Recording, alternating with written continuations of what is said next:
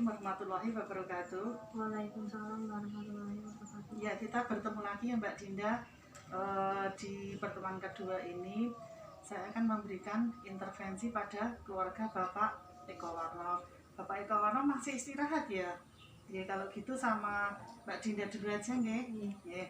Jadi gini, untuk pasien COVID-19 atau pasien yang sedang menjalani isoman, kita tetap harus menjaga kualitas hidupnya. Untuk yang pertama, menjaga pola makan dan minumnya. Untuk yang kedua, kita menjaga pola kesehatannya. Untuk yang ketiga, kita tetap menjaga imunitasnya, yaitu dengan banyak mengkonsumsi vitamin, mengkonsumsi buah, sayur seperti itu. Dan yang paling penting adalah menjaga pola tidurnya agar di saat dia istirahat imunitasnya meningkat. Seperti itu bisa diterima Mbak Dinda? Baik, untuk acara yang kedua ini intervensi untuk keluarga ini ya. Saya memberikan penyuluhan yaitu 5M ya. 5M untuk M yang pertama ya, untuk M yang pertama kita tetap menggunakan masker. Masker digunakan ya, maskernya ada dua. Satu masker kain, dua masker medis seperti ini. Nah, kalau masker kain kan bisa dicuci, kita pakai sekitar 3-4 jam.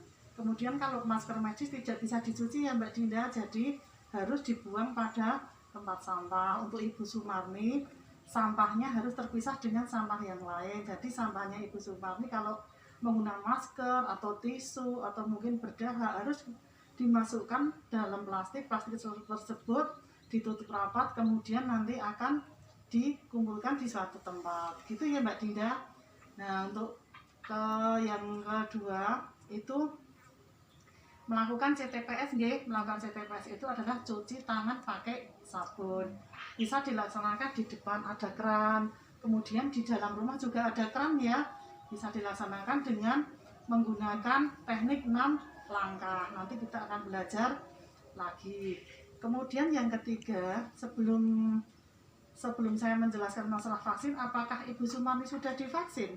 Sudah. Berapa kali? 2. Oh, 2. Itu sekitar bulan apa? Bulan April. Oh iya, sudah. Bulan April melakukan vaksin, nggih. Bapak Eko Warno juga sudah ya? Sudah, berarti yang belum anak-anaknya yang usianya masih di bawah 18 tahun. Nah, setelah vaksin, yang keempat adalah tetap menjaga jarak aman ya.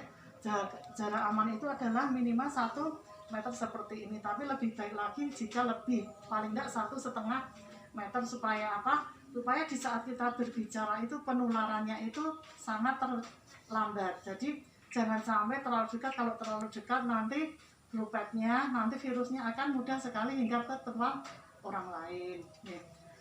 Untuk acara yang kelima yaitu sementara menjauhi dulu perkumpulan, menjauhi keramaian, dan juga menunda perjalanan. Maksudnya yang di sini menunda perjalanan adalah misalkan Bapak Eko Warno atau Ibu Sumarni atau mungkin Mbak Dinda itu mau melakukan refreshing, mau melakukan jalan-jalan, lebih baik ditunda dulu karena situasi sedang tidak bersahabat. Dan untuk yang kedua, untuk berkerumunan, kita tidak tahu apakah di saat berkerumunan orang itu sehat atau tidak, kan kita tidak tahu. Jadi lebih baik kita menghindari berkerumunan dulu. Nah, dari 5M yang saya jelaskan, apakah ada yang mau ditanyakan Mbak Dinda? Untuk apa divaksin? Oh, berarti fungsi vaksin ya. Jadi vaksin itu seperti ini, vaksin itu adalah jenis virus yang dilemahkan ya, yang dimasukkan di dalam seperti botol seperti itu. Nah, itu disuntikkan kepada petugas kesehatan, kepada pasien umum, itu disuntikkan di lengan bagian kiri. Nah, jarak untuk penyuntikan adalah untuk Sinovac itu sekitar 2 minggu suntik pertama, kemudian 2 minggu adalah injeksi yang kedua. Nah, fungsi vaksin itu adalah untuk menambah kekebalan tubuh. Bukan berarti kalau sudah divaksin berarti tidak mungkin kena corona, tidak, tapi dengan divaksin akan mencegah corona itu menjadi lebih parah. Misalkan Ibu Sumarni itu isoman sudah di rumah, kan tidak sesek ya Mbak Dinda? Tidak sesek. Kemudian juga masih bisa istilahnya masih bisa bangun dan berdiri masih bisa. Nah, gambarannya seperti itu. Gambarannya seperti orang itu kalau pakai helm, pakai sepeda motor kalau pakai helm kan tetap bisa kecelakaan, tetap bisa jatuh. Tapi dengan helm, orang yang jatuh kemungkinan cedera kepalanya lebih ringan. Jadi fungsinya vaksin di situ meskipun sudah divaksin, kemungkinan kena corona itu bisa, cuman tingkat kegawatannya itu lebih rendah seperti yang dirasakan Ibu Sumarni itu kan tidak terlalu parah, mungkin hanya gejala-gejala ringan.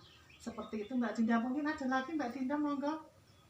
Kenapa harus menghindari kerumunan? Oh iya, gini ya. Jadi untuk kenapa kita itu harus menghindari kerumunan, di saat kita berkerumunan, misalkan katakanlah kumpulan RT, kumpulan RW atau apa, ada 1-2 orang mungkin yang nggak pakai masker. Kemudian di antara mereka itu 1-2 orang ada mungkin mereka itu OTG ya. Jadi mereka itu sebetulnya pembawa karier, pembawa virus, tapi mereka tidak merasakan apa-apa. Yang bahaya adalah jika pasien itu tidak merasakan apa-apa, tidak bahaya, tapi membahayakan orang lain mungkin yang lebih tua, seperti lansia, seperti itu.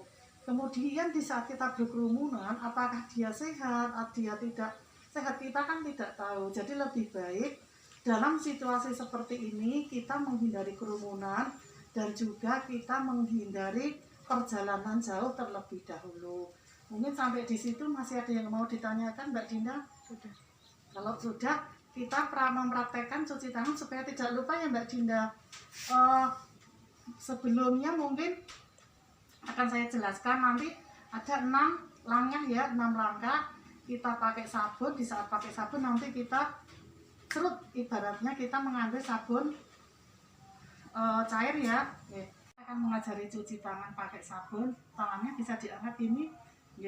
Kita sambil dengan bernyanyi supaya mudah diingat ya Mbak Dinda. 1, 2, 3. Sahabat cuci tangan. Yang pertama telapak tangan, yang kedua punggung tangan, yang ketiga sela-sela jari, yang keempat kunci jari, yang kelima ibu jari, yang keenam kuku-kuku, selanjutnya lalu dibilas. Jangan lupa di saat cuci tangan, cincin jam tangan harus dilepas. Kemudian cara membasuh tangan pun sampai di atas ibu jari ini ya. Jadi jangan sampai cuman telapaknya saja. Itu kita sudah belajar cara menggunakan masker, cara mencuci masker, kemudian cara cuci tangan pakai sabun, kemudian cara menjaga jarak aman, kemudian cara bervaksin, kemudian cara menjauhi kerumunan. Adakah yang mau ditanyakan? Tidak. Ya, kalau tidak, sebelum saya pamit, jangan lupa sampaikan salam saya kepada Ibu Sumarni, Bapak Eko Warno, untuk tetap menjaga kesehatan, untuk tetap prokes ya, konsumsi makanan bergizi, istirahat cukup, dan juga konsumsi multivitamin. Sampai di sini saya mau pamit dulu. Apabila ada kesalahan saya mohon maaf. Semoga keluarga Bapak Eko Warno selalu diberi kesehatan dan keselamatan, selamat dunia, selamat akhirat, bisa menjalani isolasi mandiri dengan baik. Sebagai penutup, wassalamualaikum warahmatullahi wabarakatuh. Ya, benar.